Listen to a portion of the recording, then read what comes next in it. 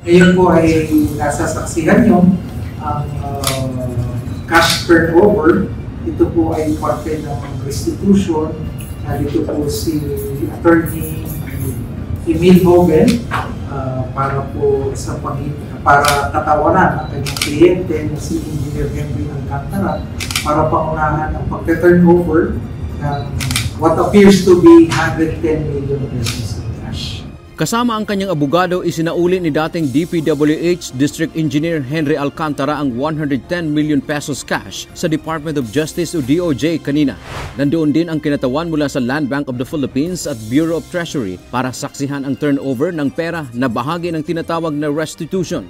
Ayon kay Acting DOJ Secretary Frederick Vida, parte pa lang ito ng halaga na nakulimbat o iligal na kinuha ni Alcantara mula sa pamahalaan kaugnay ng flood control projects. Basically, this would fall under amounts of money unlawfully obtained by Engineer Henry Alcantara.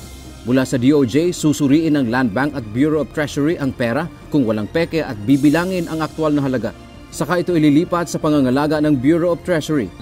Pagkatapos din po nito, gagampanan naman po ng Bureau of Treasury kasama po ang mga kapatid natin sa Land Bank para po i-validate yung cash count itong halagang nasa atin. Dagdag pa ng DOJ, nasa 300 million pesos ang inaasahan na kabuuang isasauli ni Alcantara batay sa deklarasyon nito na kanya nakuha at pagpapakita ng good faith o pagiging sincero. Umaasa silang bago matapos ang taon ay may kasunod pang maibabalik. Nilinaw naman ng DOJ na hindi garantiya ang pagsasauli ni Alcantara ng pera para siya ay maging state witness o hindi makakasuhan. Pera po natin to eh. This is recovery of the people's money. So mahalagang bahagi ho to.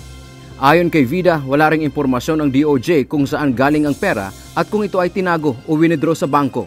Samantala, binigyang din ng abogado ni Alcantara na sincero ang kanyang kliyente na isauli ang pera. Umaasa rin aya si Alcantara na maging isa sa batayan ito ng DOJ na siya ay maging state witness. Yun pong inaasahan namin. Sana naman ay maging dagdag na puntos iyon para sa kanya. Kasi nga tulad nun, para pinapakita naman namin na handa siya tumulong para sa investigasyon at maging testigo sa ongoing na mga investigasyon.